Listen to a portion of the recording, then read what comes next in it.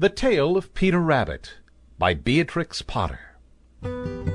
Once upon a time there were 4 little rabbits, and their names were Flopsy, Mopsy, Cottontail, and Peter. They lived with their mother in a sandbank underneath the root of a very big fir tree. "Now, my dears," said old Mrs. Rabbit one morning, "you may go into the fields or down the lane, but don't go into Mr. McGregor's garden. Your father had an accident there. He was put in a pie by Mrs. McGregor. Now run along and don't get any mischief. I'm going out." Then old Mrs. Rabbit took a basket and her umbrella and went through the wood to the baker's. She bought a loaf of brown bread and 5 currant buns. Flopsy, Mopsy, and Cottontail, who were good little bunnies, went down the lane to gather blackberries. But Peter, who was very naughty, ran straight away to Mr. McGregor's garden and squeezed under the gate. First, he ate some lettuces and some French beans, and then he ate some radishes, and then, feeling rather sick, he went to look for some parsley. But round the end of a cucumber frame, whom should he meet but Mr. McGregor? Mr. McGregor was on his hands and knees planting out young cabbages, but he jumped up and ran after Peter, waving a rake and calling out, "Stop, thief!" Peter was most dreadfully frightened. He rushed all over the garden, for he had forgotten the way back to the gate. He lost one of his shoes among the cabbages and the other shoe amongst the potatoes.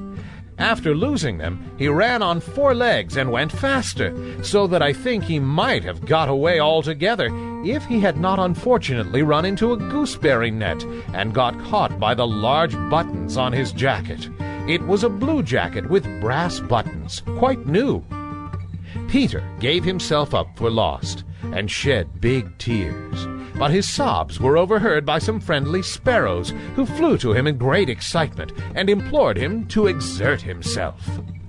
Mr. McGregor came up with a sieve, which he intended to pop upon the top of Peter, but Peter wriggled out just in time, leaving his jacket behind him, and rushed into the tool shed and jumped into a can.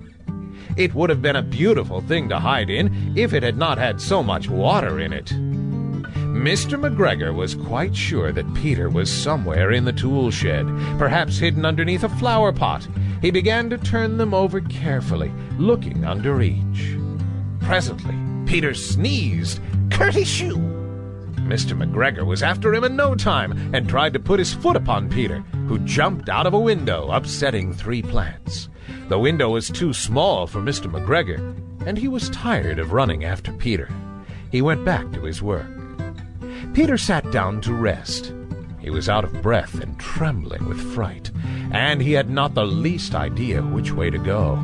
Also, he was very damp with sitting in that can. After a time he began to wander about, going lippity-lippity, not very fast, and looking all around. He found a door in a wall, but it was locked, and there was no room for a fat little rabbit to squeeze underneath. An old mouse was running in and out over the stone doorstep, carrying peas and beans to her family in the wood. Peter asked her the way to the gate, but she had such a large pea in her mouth that she could not answer. She only shook her head at him. Peter began to cry. Then he tried to find his way straight across the garden, but he became more and more puzzled. Presently he came to a pond where Mr. McGregor filled his water cans. A white cat was staring at some goldfish. She sat very, very still, but now and then the tip of her tail twitched as if it were alive. Peter thought it best to go away without speaking to her. He has heard about cats from his cousin, little Benjamin Bunny. He went back towards the tool shed, but suddenly, quite close to him, he heard the noise of a hoe. Scritch, scratch, scratch, scritch. Peter scuttered underneath the bushes. But presently, as nothing happened, he came out and climbed upon a wheelbarrow and peeped over. The first thing he saw was Mr. McGregor hoeing onions. His back was turned towards Peter, and beyond him was the gate. Peter got down very quietly off the wheelbarrow and started running as fast as he could go, along a straight walk behind some black currant bushes. Mr. McGregor caught sight of him at the corner, but Peter did not care. He slipped underneath the gate and was safe at last in the wood outside the garden. Mr. McGregor hung up the little jacket and the shoes for a scarecrow to frighten the blackbirds. Peter never stopped running or looked behind him till he got home to the big fir tree.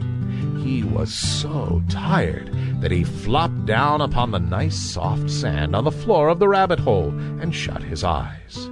His mother was busy cooking. She wondered what he had done with his clothes. It was the second little jacket and pair of shoes that Peter had lost in a fortnight.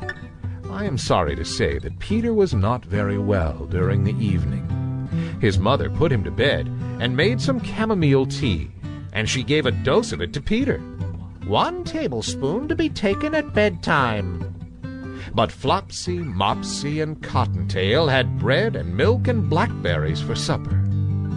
The end.